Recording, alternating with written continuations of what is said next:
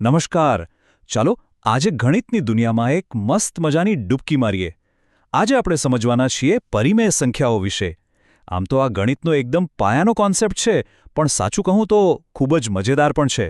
આ સમજૂતી પછી ખાતરી છે કે આ વિષય એકદમ પાણી જેવો સાફ થઈ જશે. તો ચાલો શરૂ કરીએ. આપણે રોજબરોજની વાતચીતમાં કેવું બોલીએ છીએ, અડધો લીટર દૂધ આપો, કે પછી પોણો કલાક જ બાકી છે. પણ ક્યારે વિચાર આવ્યો કે ગણિતમાં આ અડધું કે પોણું લખાય છે કેવી રીતે? વેલ, બસ આ જ સવાલનો જવાબ આપણને સીધો જ પરિમેય સંખ્યાઓ પાસે લઈ જાય છે. તો હવે સીધા મુદ્દા પર આવીએ. આખરે આ પરિમેય સંખ્યાઓ છે શું? ચલો સૌથી પહેલા એની વ્યાખ્યા સમજી લઈએ. ઓકે, તો આ રહી એની એકદમ ચોક્કસ ગાણિતિક વ્યાખ્યા. સાવ સરળ શબ્દોમાં કહીએ તો કોઈ પણ સંખ્યા જેને p/q એટલે કે અપૂર્ણાંકના રૂપમાં લખી શકાય એને પરિમેય સંખ્યા કહેવાય. અહીં p અને q પૂર્ણાંકો છે, પણ એક નિયમ છે જે ક્યારેય નથી ભૂલવાનો. q એટલે કે જે છેદ છે એ ક્યારે પણ શૂન્ય ન હોઈ શકે. આ તો સમજો કે ગણિતનો ગોલ્ડન રૂલ છે, બરાબર? ચાલો થોડા ઉદાહરણો જોઈએ એટલે આખો કોન્સેપ્ટ મગજમાં બરાબર બેસી જાય. જુઓ, 1/2 અને 3/4. આ તો એના ક્લાસિક ઉદાહરણો છે. -5/6 જેવી સંખ્યા બતાવે છે કે ઋણ સંખ્યાઓ પણ પરિમેય હોઈ શકે છે. હવે એક મજેદાર વાત, 7 જેવી આખી સંખ્યા એટલે કે પૂર્ણાંક એ પણ પરિમેય છે. કેમ? કારણ કે એને આપણે 7માં 1 તરીકે લખી શકીએ છીએ. અને હા, શૂન્ય પણ આ જ ગેંગનો મેમ્બર છે. તો મૂળભૂત રીતે એમ સમજી શકાય કે આપણી પાસે 3 ટીમો છે. એક છે ધન પરિમેય સંખ્યાઓની, બીજી છે ઋણ પરિમેય સંખ્યાઓની, અને ત્રીજો ખેલાડી છે શૂન્ય પોતે. ઓકે, તો વ્યાખ્યા તો સમજાઈ ગઈ, પણ સવાલ એ છે કે આ સંખ્યાઓ દેખાય કેવી, એમને વિઝ્યુલાઇઝ કઈ રીતે કરવી? તો ચાલો તેમને સંખ્યા રેખા પર શોધીએ. એ જોયા પછી બધું જ ક્રિસ્ટલ ક્લિયર થઈ જશે. જુઓ, આપણી સંખ્યા રેખા પર 0, 1, 2 એવા પૂર્ણાંકો તો હોય જ છે, બરાબર? હવે પરિમેય સંખ્યાઓ શું કરે છે? એ આ પૂર્ણાંકોની વચ્ચે જે ખાલી જગ્યાઓ છે ને એને ભરે છે. જેમ કે 1/3 એ બરાબર 0 અને 1ની વચ્ચોવચ્ચ પોતાનું સ્થાન બનાવી લે છે. કહેવાનો મતલબ એમ છે કે દરેક પરિમેય સંખ્યાનું સંખ્યા રેખા પર એક પાક્કું એડ્રેસ હોય છે. હવે અહીં એક બહુ મજેદાર વાત છે. જરા જુઓ, 1/2 અને 2/4. દેખાવમાં તો બંને અલગ લાગે છે નહીં, પણ હકીકતમાં એમની કિંમત બિલકુલ એક જ છે. જો 2/4ને સરળ રૂપમાં ફેરવીએ તો જવાબ શું આવે? 1/2 જ આવે. એટલે જ સંખ્યા રેખા પર આ બંને એક જ જગ્યાએ ઊભા રહે છે, જાણે એક જ વ્યક્તિના બે અલગ અલગ નામ ના હોય. ઓકે, તો આપણે વ્યાખ્યા સમજી, એને સંખ્યા રેખા પર પણ જોઈ લીધી.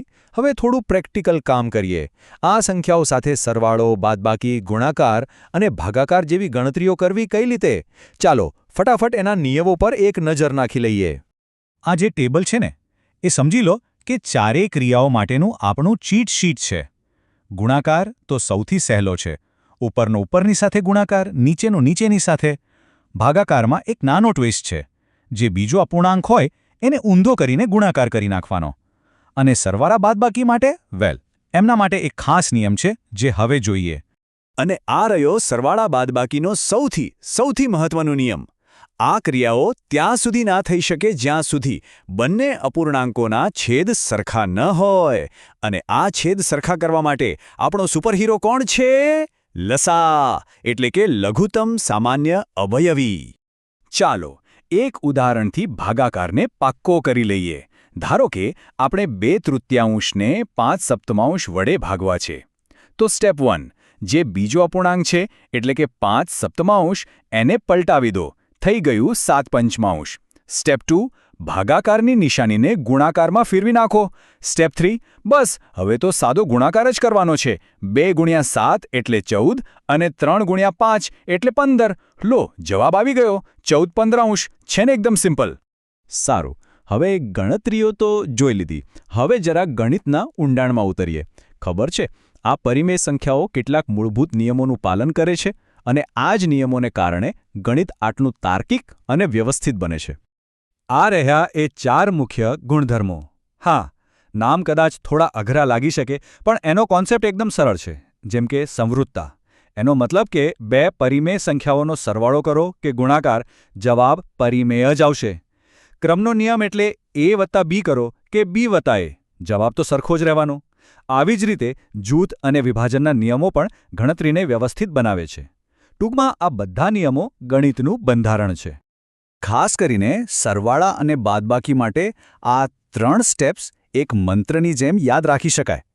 પહેલા લસા લો, પછી અંશને એડજસ્ટ કરો અને પછી ગણતરી કરો. બસ આટલું મગજમાં રાખશો તો ક્યારે ભૂલ નહીં પડે. આ એકદમ કામની ટ્રીક છે. તો આજે આપણે પરિમેય સંખ્યાઓની આખી દુનિયા ફરી વળ્યા. એની વ્યાખ્યાથી લઈને ગણતરીઓ સુધી બધું જ સમજ્યા.